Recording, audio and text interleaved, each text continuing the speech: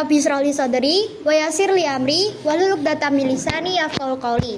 Pertama-tama, marilah kita panjatkan puja dan puji syukur kita atas kehadirat Allah Subhanahu wa taala.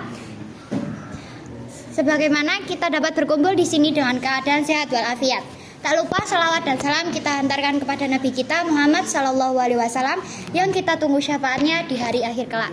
Yang terhormat Bapak Rahmatullah SP SPDI selaku guru pembimbing mata pelajaran Pendidikan Agama Islam, dan yang saya hormati Ketua kelas dan para pengurus kelas X8, juga yang saya sayangi teman-teman semuanya. Kami dari kelompok 2 yang beranggotakan saya Fatimah Zahra Tiara Putri absen 12. Saya Nafiza Farah Sulianti absen 20. Saya Diari Hadatul Aisyah absen 6. Saya Abdul Razak Akbar absen 1. Saya Giko Haja Ivana absen 34. Saya Rinjani Alifiani absen 26. Saya Kirani Putra Oktaviani absen 16. Saya Sausan Alia Rizky Novianita absen 29. Saya Aisnala Solikin absen 4.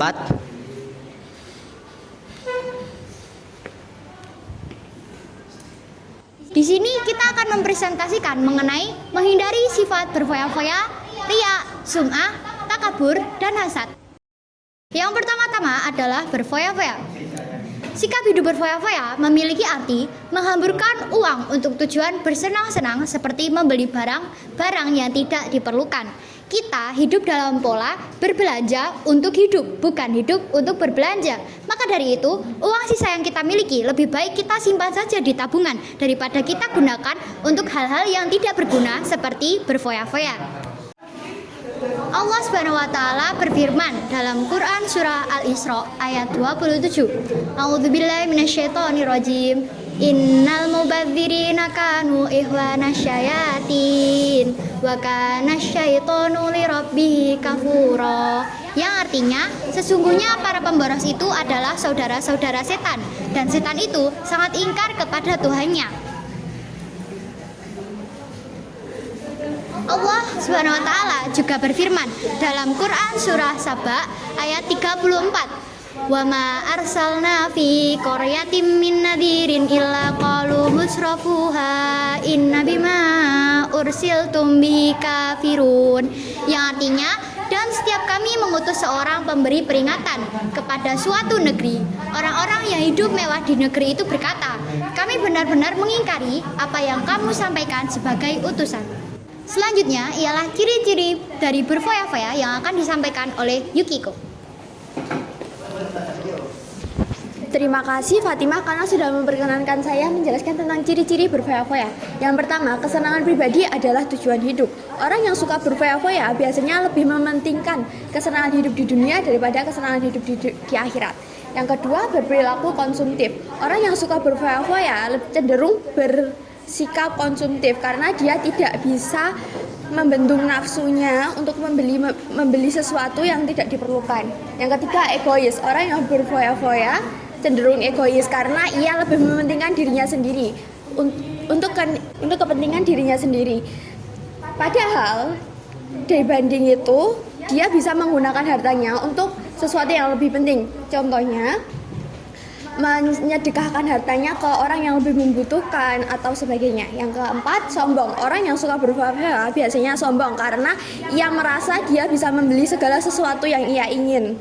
Yang kelima, tidak pernah merasa puas. Orang yang berfoya-foya biasanya tidak pernah merasa puas akan pencapaiannya karena dia selalu diselubungi hawa nafsu yang menggebu-gebu.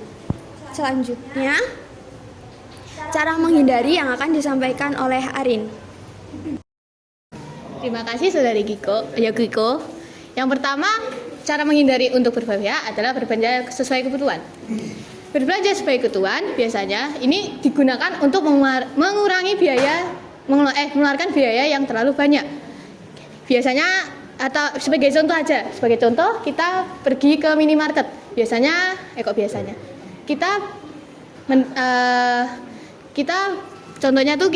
ke minimarket. Kita berbelanja antara beli pangan atau sandang saja.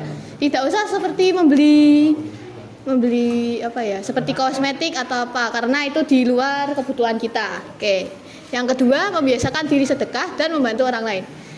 Membiasakan diri sedekah dan membantu orang lain ini tujuannya berguna untuk kita membiasakannya diri untuk selalu berbuat baik.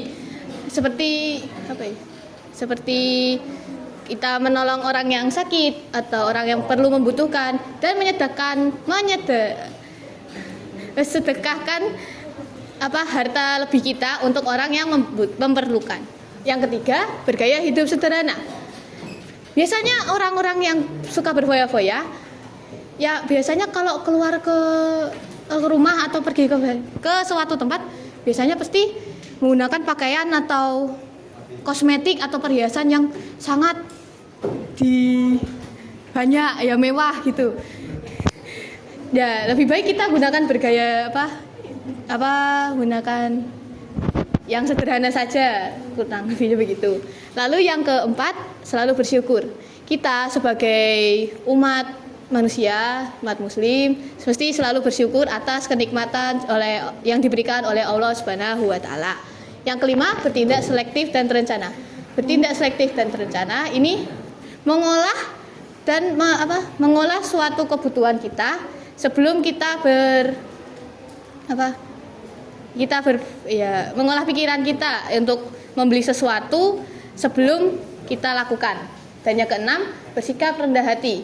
Sikap rendah hati ini adalah contoh sikap yang tidak sombong dan tidak angkuh.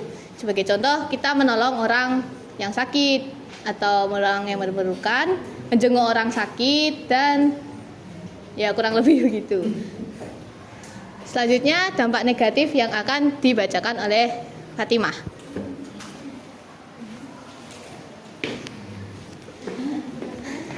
Baik, selanjutnya adalah dampak negatif dari berfoya-foya. Yang pertama, tidak bisa menabung.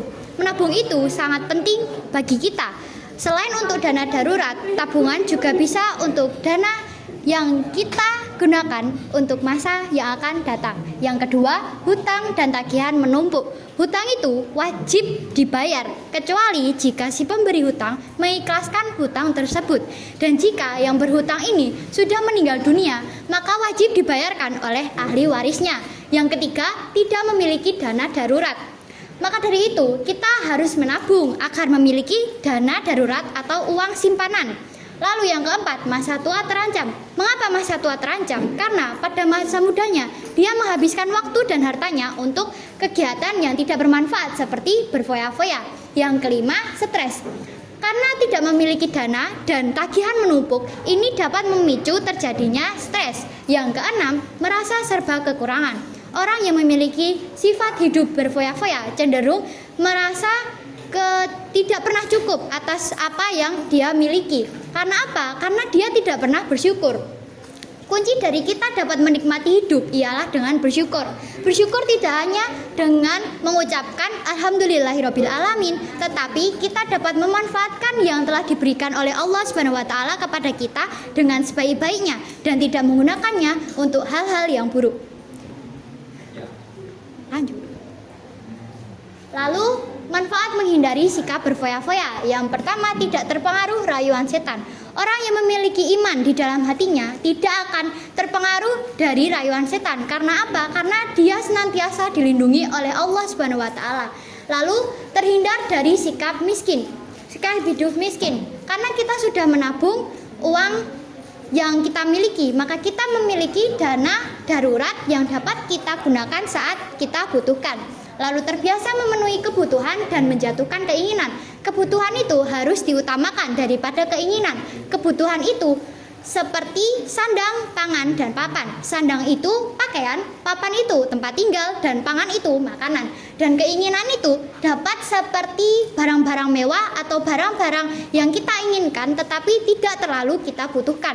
Lalu selanjutnya ialah terbiasa menetapkan skala prioritas agar hidup kita terjamin, maka kita harus menetapkan skala prioritas. Selanjutnya ialah terbiasa menetapkan skala prioritas. Agar hidup kita lebih tertata, maka lebih baik kita membuat skala prioritas. Lalu disukai oleh Allah SWT dan Rasulnya. Allah menyukai orang-orang mukmin yang melaksanakan perintahnya dan menjauhi larangannya. Selanjutnya ialah disukai orang lain. Lalu contoh berperilaku sifat hidup berfoya-foya. Yang pertama, contoh tabzir dan israf dalam makan dan minum. Contohnya seperti kita ada acara keluarga, pasti banyak makanan yang dihidangkan. Kita jadi lapar mata, ingin ini dan ingin itu. Tanpa kita sadari, kita makan semuanya tanpa memikirkan daya tampung perut kita. Yang mana makanan tersebut akan tersisa dan jatuhnya kita malah mubazir makanan. Lalu contoh tabzir dan israf dalam berpakaian, seperti kita mengenakan perhiasan di leher, tangan, kaki secara berlebihan. Agar apa? Agar dilihat oleh orang lain. Lalu contoh tabzir dan israf dalam berbicara, seperti berbicara yang tidak penting dan tidak perlu. Contohnya seperti menggunjing, menjelek-jelekan orang, menggibah dan lain sebagainya. Lalu riya. Lanjut. Riya merupakan suatu perbuatan memperlihatkan sesuatu, baik barang atau perbuatan baik, namun dengan tujuan agar dilihat oleh orang lain untuk mendapat pujian. Selanjutnya ialah jenis-jenis riya yang akan disampaikan oleh dia. Terima kasih kepada saudari Fatimah karena telah memberikan kesempatan bagi saya untuk menjelaskan jenis-jenis riya. Yang pertama adalah riya badan. Misalnya seperti kita memamerkan tubuh langsing kita karena rajin berpuasa. Selanjutnya adalah riya pakaian. Riya pakaian ini misalnya menggunakan hijab yang sangat panjang biar kelihatan alim. Yang ketiga adalah riya ucapan. Riya ucapan itu misalnya seperti kita melantunkan ayat-ayat suci Al-Quran dengan suara yang fasih dan merdu agar dapat dipuji oleh orang lain. Nah, selanjutnya adalah riya perbuatan. Riya perbuatan ini biasanya dilakukan pada saat sholat. Contohnya melama-lamakan ketika berdiri, sujud, ruku ataupun sejenisnya. Dan yang terakhir adalah riya syirik. Riya syirik adalah melakukan perbuatan karena niat Allah tapi juga dilandasi ingin pamer kepada orang lain agar dapat dipuji. Misalnya adalah mengunggah foto ketika beribadah dan diunggah di dalam sosial media. Selanjutnya adalah dalil dari riya yang akan disampaikan oleh saudari Fatimah. Allah Subhanahu wa taala berfirman dalam surah An-Nisa ayat 142. Innal munafiqina yukhadi'una Allah wa huwa khadi'uhum wa idza qamu ila sholati qamu kusala yura'una an-nasa wa la yadhkuruna Allah illa qalila.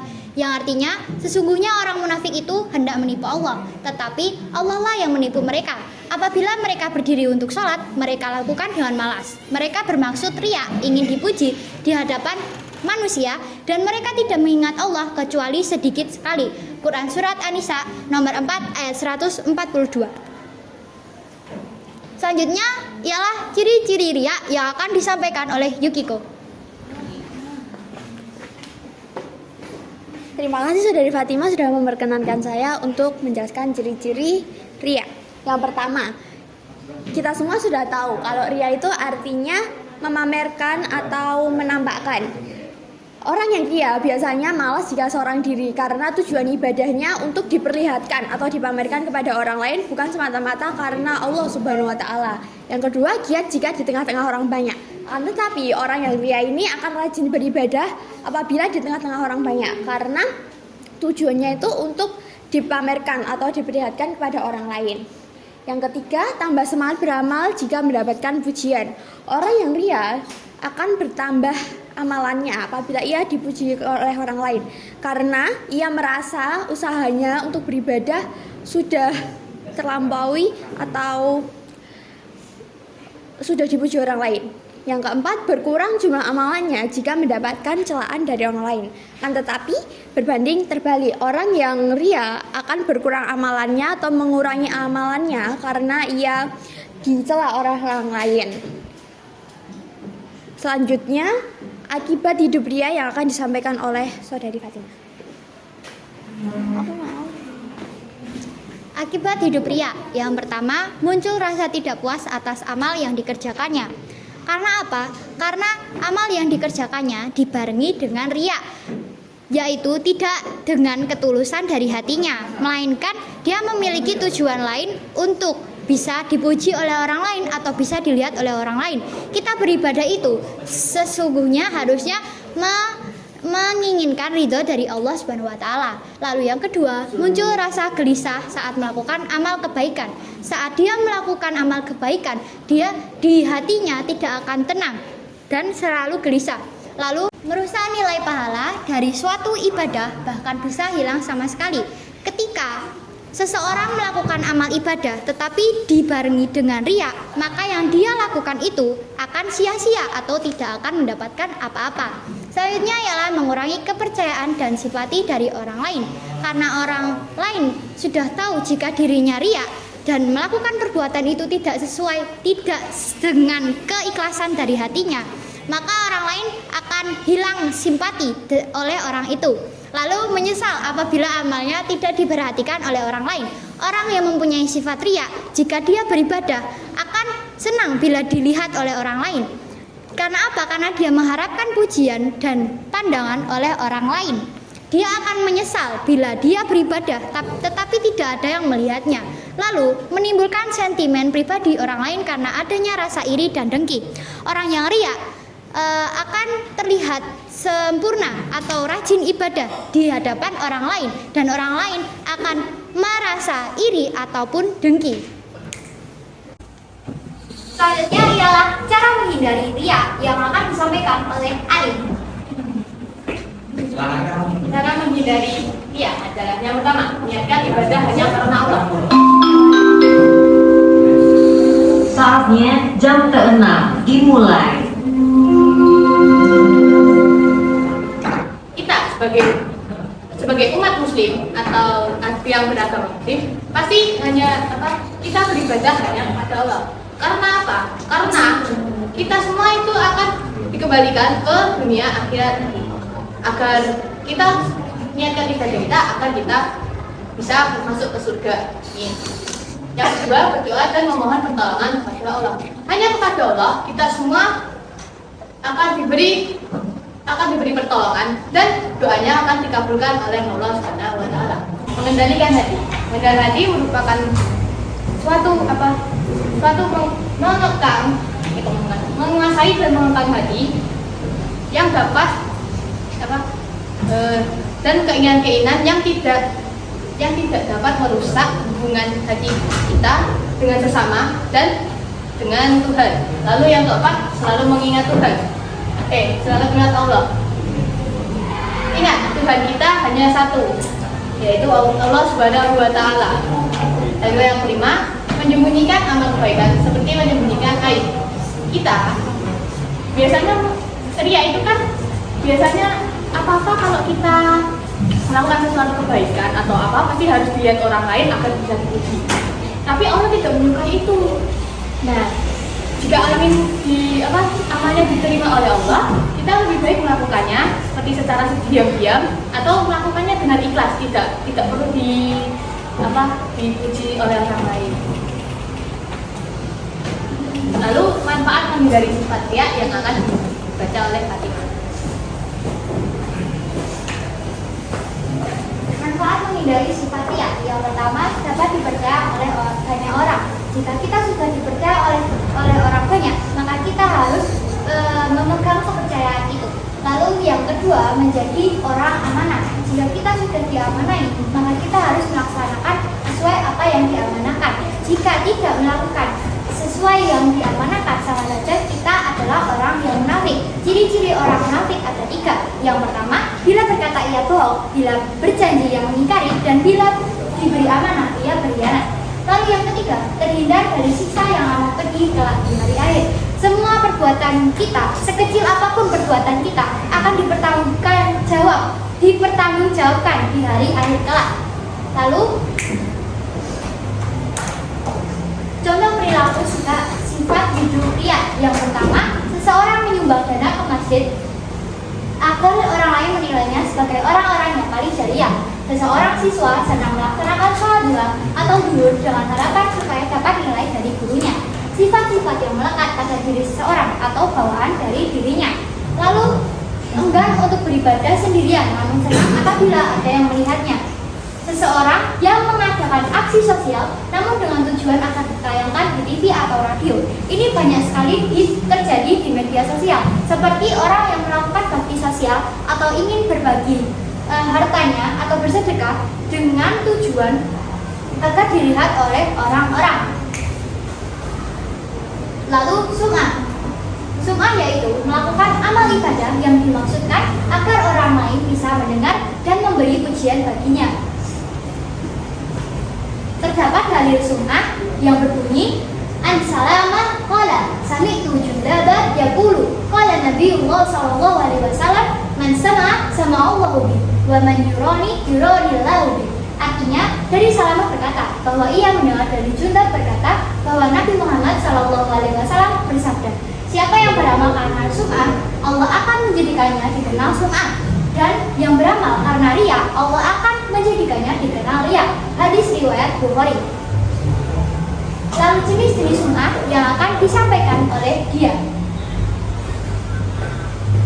Terima kasih kepada saudari Fatimah karena telah memberikan kesempatan kepada teman untuk menyampaikan jenis-jenis sum'ah. Yang pertama adalah tasmi'us sadiqin atau yang sum'ah yang mengandung kebenaran. Contohnya, bila seseorang melakukan amal karena niat dengan Allah tetapi juga dipamerkan kepada orang lain. Yang kedua yaitu tamil kadzibin atau sum'ah yang mengandung dusta. Apabila seseorang telah mengatakan bahwa dirinya telah melakukan amal ibadah tetapi dipamerkan kepada orang lain dan perkataan tersebut hanya kebohongan. Selanjutnya adalah akibat hidup sum'ah yang akan disampaikan oleh saudari Fatimah. Akibat hidup sum'ah yang pertama, terhalang dari hidayah dan taufik Allah. Mengapa bisa begitu? Karena pintu hati dari orang yang memiliki sifat hidup sum'ah juga ditutup oleh Allah Subhanahu wa Ta'ala. Tidak hanya sum'ah, contohnya seperti lelaki yang tidak sholat Jumat selama 3 kali berturut-turut akan ditutup pintu hatinya oleh Allah Subhanahu wa Ta'ala. Lalu batal amalnya. Orang yang melakukan amal ibadah dibarengi dengan sum'ah, maka amal ibadah tersebut akan sia-sia atau tidak akan mendapatkan apa-apa, lalu mendapatkan azab di akhirat. Semua perbuatan kita akan dipertanggungjawabkan di hari akhir nanti. Seringan-ringannya hukuman ialah berjalan di bara api, lalu menderita kesempitan dan kegelisahan. Orang yang hidup dengan sum'ah, di dalam kehidupannya dia akan memiliki kesempitan di dalam hatinya dan kegelisahan. Dia cenderung tidak tenang hatinya, lalu aibnya akan terbuka baik di dunia maupun di akhirat. Setiap orang pasti memiliki aib yang tidak ingin diketahui oleh orang lain. Tetapi jika orang tersebut memiliki sikap hidup sum'ah, maka aibnya akan dibuka secara terang-terangan oleh Allah Subhanahu wa Ta'ala. Nauzubillah min dzalik. Lalu tidak tekun dalam beramal karena dia melakukan amal ibadahnya dengan tujuan lain, bukan dengan mengharapkan ridho dari Allah Subhanahu wa Ta'ala, tetapi malah ingin dipuji dan dilihat oleh orang lain. Lalu tercabutnya kewibawaannya dan pengaruh. Orang yang memiliki sikap hidup sum'ah jangan pernah dijadikan sebagai pemimpin. Lalu selanjutnya ialah cara menghindari yang akan disampaikan oleh alim. Yang pertama adalah menuliskan niat. Mengapa kita harus menuliskan niat dari untuk amal? Karena ini akan menjadi pembeda dan menentukan kualitas sebuah amal di akhir kelak dunia nanti. Lalu yang kedua, meminta pertolongan kepada Allah Subhanahu wa Ta'ala. Hanya kepada Allah kita semua kembali di dunianya di surga nanti. Karena ya kita mau minta pertolongan kepada siapa lagi kalau bukan ke Allah Subhanahu wa Ta'ala. Lalu yang ketiga, mengingat kematian kehidupan di dunia hanya sementara, sedangkan akhirat kekal abadi. Kita di dunia ini hanya sementara, sedangkan di akhirat kekal abadi. Jadi kita senantiasa di dunia ini kita perbanyak amal kebaikan kita. bukan untuk kesenangan kita. Lalu yang keempat ada menyadari bahwa dirinya adalah hamba Allah. Kita umat muslim pasti sangat ingin dicapkan Allah sebagai hambanya. Lalu yang kelima, memperbanyak rasa syukur. Kita harus memperbanyak rasa syukur atas kenikmatan yang diberinya, karena tanpanya kita tidak mungkin bisa menikmati semua sumber daya alam yang ada di dunia ini. Lalu yang terakhir, membiasakan hidup sederhana. Seperti yang saya katakan awal tadi, membiasakan hidup sederhana adalah untuk kita tidak mencolokkan diri dan terbiasa agar kita hidup sesederhana itu. Lalu contoh perilaku sunnah yang akan lalu manfaat menghindari sifat sunnah yang akan dibacakan oleh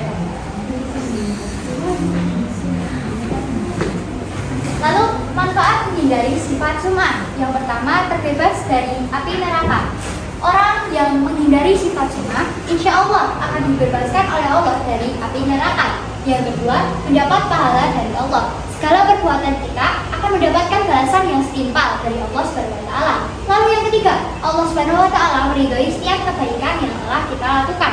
Pasti kita mau mendapatkan ridho dari Allah, karena dengan rajin ibadah saja tidak cukup untuk masuk surga, tetapi kunci dari masuk surga ialah dengan ridho dari Allah Subhanahu wa taala. Yang keempat, amal perbuatan kita tidak akan sia-sia, karena kita melakukannya dengan seluruh hati dan meniatkan untuk Allah Subhanahu wa taala. Lalu contoh perilaku sum'ah. Seseorang berkata bahwa ia ikhlas beribadah karena Allah, padahal dalam hatinya tidak demikian. Maka hal ini termasuk riya atau sum'ah dalam niat. Setiap perbuatan kita akan dilihat dari niatnya. Innamal a'malu binniyati wa innamal likulli imri'in ma nawa. Sesungguhnya amal perbuatan manusia dilihat dari niatnya, dan seseorang akan mendapatkan sesuai apa yang diniatkannya. Hadis riwayat Bukhari dan Muslim. Seseorang memperlihatkan badan yang kurus dan wajah pucat agar disangka sedang berpuasa dan menghabiskan waktu malam untuk sholat tahajud, padahal bisa saja dia sedang sakit ataupun belum makan. Lalu seseorang memakai baju muslim lengkap dengan serbannya agar disangka sebagai orang soleh. Seseorang memperlihatkan tanda hitam di dahi agar disangka sebagai ahli sujud. Takabur.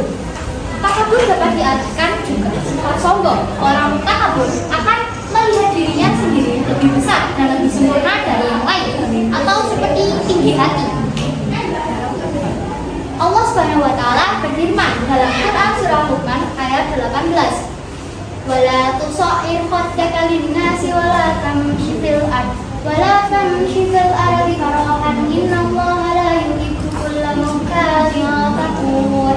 Artinya, janganlah memalingkan wajahmu dari manusia karena sombong, dan janganlah berjalan di bumi ini dengan angkuh. Sesungguhnya Allah tidak menyukai setiap orang yang sombong, lagi sangat membanggakan diri. Sesungguhnya sifat yang berhak sombong ialah hanya Allah Subhanahu wa taala. Selanjutnya ialah ciri-ciri yang akan disampaikan oleh Yukiko. Baik, ciri-ciri takabur yang pertama adalah merasa paling agung dan serba besar diri sendiri. Karena orang yang takabur itu merasa dirinya itu paling hebat, paling bisa, wow gitu. Yang kedua, membuat seseorang kurang sadar akan kedudukannya. Karena orang yang takabur ini seperti tadi merasa dirinya itu paling bisa dan merendahkan orang lain. Contohnya Dimas yang meremehkan ketuanya, atau ketiga, tidak mau belajar kepada orang lain karena merasa dirinya sudah pandai. Orang yang takabur biasanya keras kepala karena tidak mau mendengarkan omongan orang lain, karena dia merasa orang lain itu lebih rendah daripada dirinya dan dia merasa dia paling tinggi dari orang lain. Yang keempat, melemparkan kesalahannya ke orang lain jika usahanya gagal. Karena orang yang takabur tidak ingin dipandang dirinya kurang, dia selalu ingin merasa dirinya sempurna. Karena itu dia melemparkan kesalahannya kepada orang lain. Yang kelima, suka mempopulerkan dirinya sendiri tapi tidak suka kesejahteraan yang dimiliki oleh orang lain. Dia suka memamerkan menyelesaikan usaha-usahanya untuk dipuji orang lain dan dianggap sempurna oleh orang lain. Namun ketika seseorang mendapatkan prestasi atau reward, ia tidak suka karena ia tidak suka melihat orang lain yang sempurna itu, karena membuat orang lain membencinya. Orang yang takabur biasanya dibenci oleh orang lain karena sifatnya. Jadi kalau teman-teman tidak ingin dibenci oleh orang lain, kalian jangan bersifat takabur ya. Kemudian jenis-jenis takabur yang akan disampaikan oleh saudari Dian. Terima kasih dari Yukimo telah mengizinkan saya untuk menjelaskan tentang jenis-jenis takabur. Yang pertama ada takabur batin. Nah, takabur batin itu apa sih? Takabur batin adalah perilaku yang dapat ditunjukkan oleh anggota badan kita. Contohnya adalah seperti raut muka, tutur kata, serta gerak-gerik tubuh. Nah, yang kedua yaitu takabur lahir. Takabur lahir adalah sifat yang terdapat dalam diri kita yang tidak dapat ditunjukkan kepada orang lain. Selanjutnya adalah cara menghindari sikap takabur yang akan disampaikan oleh saudari Arin. Cara menghindari sikap takabur. Yang pertama, semakin dekat dengan Allah Subhanahu wa taala. Kita mendekatkan diri dengan Allah Subhanahu wa taala dengan memperbanyak amal kebaikan kita. Yang kedua, mempunyai banyak teman. Dengan mempunyai banyak teman, kita bisa menjalin hubungan baik dengan sesama. Lalu yang ketiga, dapat mengendalikan emosi. Dapat mengendalikan emosi ini kita dengan dapat mengendalikan emosi, kita dapat menetralkan emosi kita. Jadi tidak gampang marah, tidak gampang sedih, atau tidak gampang cemberut atau dan yang lainnya. Lalu yang keempat, memiliki iman yang lebih kuat. Dengan memiliki iman yang lebih kuat, kita akan lebih bisa mendekatkan diri ke Allah dan mempersatukan diri kita dengan yang lain. Dan yang terakhir, senantiasa bersifat rendah hati. Seperti yang saya bilang tadi, bersikap rendah hati ini tidak angkuh dan tidak sombong. Bertujuan untuk agar kita tidak mencolokkan diri dan tidak tidak bersikap jahat ya. Lalu dampak negatif yang akan disampaikan oleh Fatimah. Baik, selanjutnya ialah dampak negatif dari takabur. Yang pertama, terkunci mata hatinya. Jika seseorang sudah terkunci mata hatinya, maka dia akan dijauhkan dari taufik dan hidayah oleh Allah Subhanahu wa taala. Lalu yang kedua, selalu merasa menjadi orang yang paling baik dan paling benar.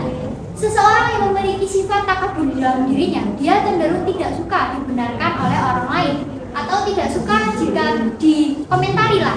Lalu yang ketiga, dapat menimbulkan berbagai perpecahan di antara sesama. Perpecahan dapat terjadi karena adanya perbedaan yang memunculkan permusuhan, lalu terjadi perpecahan. Yang keempat, merugikan diri sendiri dan mudah tersinggung. Orang yang memiliki sifat takabur di dalam hatinya, dia cenderung akan sentimental. Lalu yang kelima, tidak suka berbuat benar dan tidak menerima kebenaran. Seperti yang saya katakan tadi, orang yang memiliki takabur di dalam hatinya, dia tidak suka dibenarkan. Lalu yang keenam, menjadi penghalang masuk surga.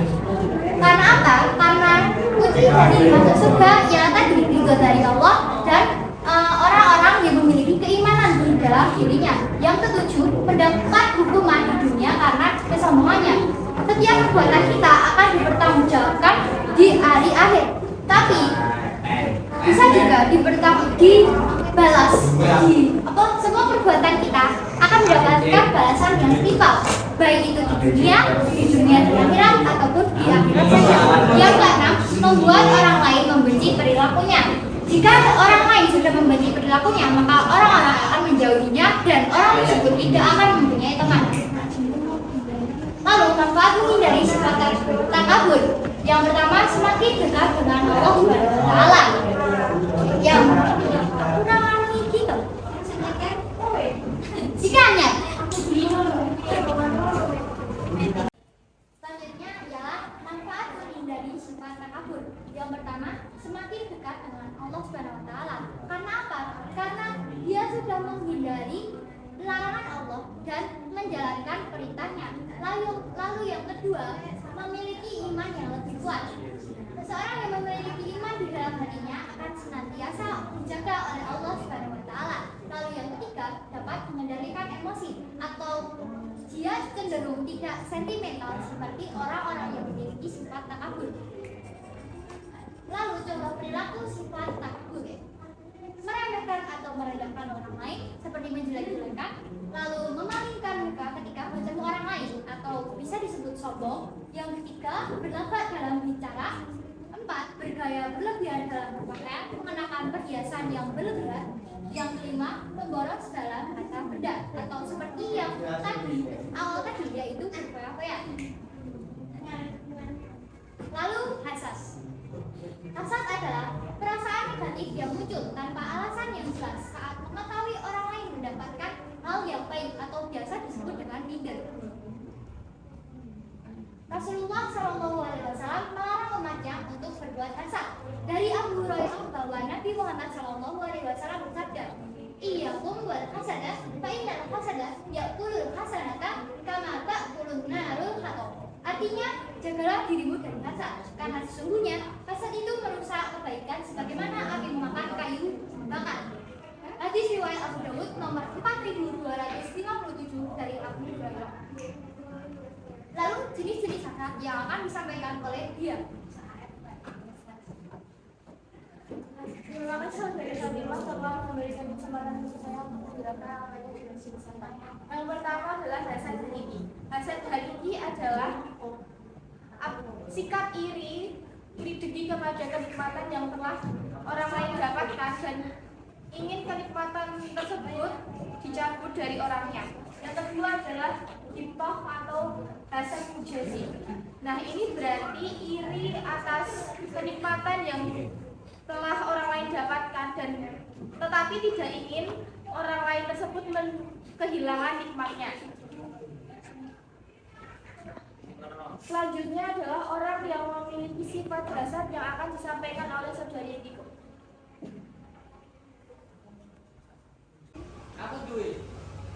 Orang yang memiliki sifat hasad biasanya mungkin dan mengumumkan kekeliruan saudara atau saingannya karena ia tidak suka jika saudaranya atau saingannya merasa lebih benar darinya.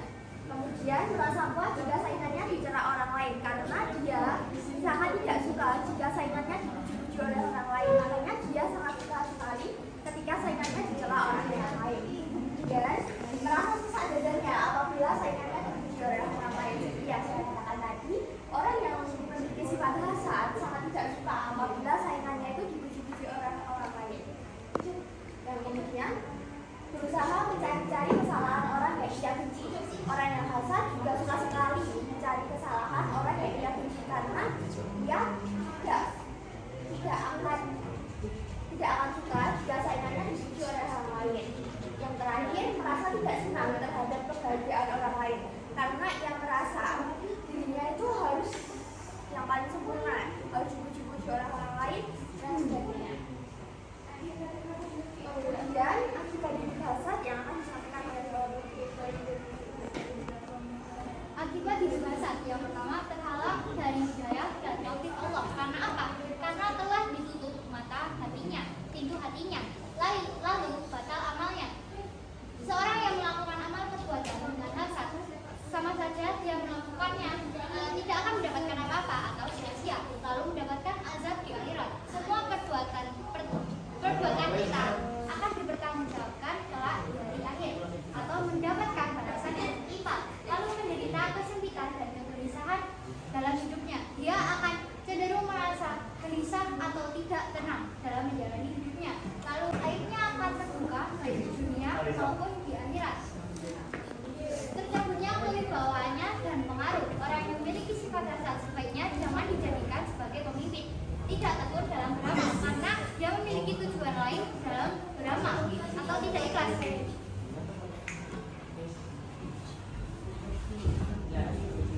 Lalu cara menghindari sifat hasad yang akan disampaikan oleh Aris. Cara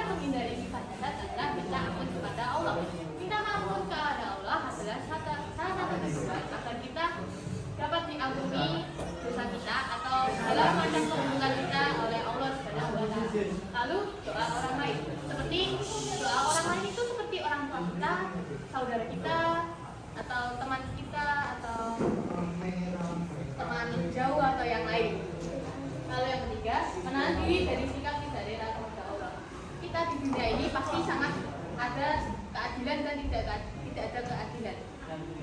Nah, mungkin kita merelakan apa yang dapat kita dapatkan, misal kita mendapatkan ketidakadilan di dunia ini, karena itu adalah suatu cobaan oleh Allah kepada kita. Lalu manfaat menghindari sifat hasad yang akan dibacakan oleh Fatimah. Manfaat menghindari sifat hasad.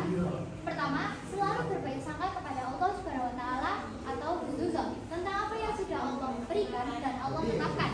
Husnuzon kepada takdir baik dan buruk dari Allah Subhanahu wa taala. Yakin dengan ketentuan Allah, kita tidak akan pernah ragu apa yang sudah ditentukan Allah, sebab hanya Allah yang mampu mengubah dengan kalimat kun fayakun dan terjadilah. Berlapang dada, selalu berterima kasih dan mengucapkan syukur atas pemberian Allah Subhanahu wa taala, pencapaian yang kita dapat dan keinginan kita. Memohon kepada Allah agar dijauhkan dari sifat hasad atau dengki. Jazakumullah khairan kasiron. Itu tadi presentasi dari kami. Bila kurang jelas bisa ditanyakan. Orang jahat adalah orang baik yang ditanya ketika presentasi. Sebelumnya bisa memperkenalkan diri dahulu. Perkenalkan, nama saya Tegar Pramudia, absen 32 dari kelompok 4. Di sini saya akan bertanya, bagaimana jika ada teman yang takabur? Baik, akan kami jawab. Pertama, berikan senyuman. Yang kedua, jangan tersinggung. Lalu, yang ketiga, tegur secara baik-baik. Bersikap baik, tetap bersikap baik kepadanya. Dan jika sudah terlalu berlebihan, abaikan saja teman itu dan mencari teman yang lebih baik. Apakah sudah cukup membantu? Cukup, terima kasih. Ya. Kurang lebihnya mohon maaf. Wassalamualaikum warahmatullahi wabarakatuh. Waalaikumsalam warahmatullahi wabarakatuh.